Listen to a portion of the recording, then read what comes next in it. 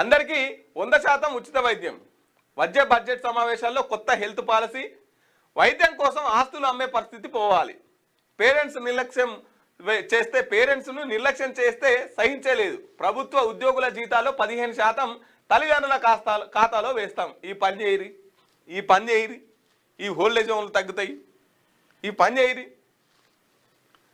దివ్యాంగులను పెళ్లి చేసుకుంటే 2 లక్షల రూపాయల ప్రోత్సాహకం. బాల భరోసా ప్రణామ్ కేంద్రాలను నిన్న ముఖ్యమంత్రి రేవంత్ రెడ్డి గారు ప్రారంభించారు.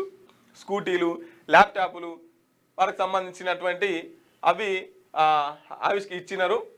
ఇక కొత్త హెల్త్ పాలసీ, అందరికీ 100% ఉచిత విద్య దొరకాలంట. అవి దొరకాలంటే ముందుగా ఈ కార్పొరేట్ హాస్పిటల్ని బంద్ చేయాలి.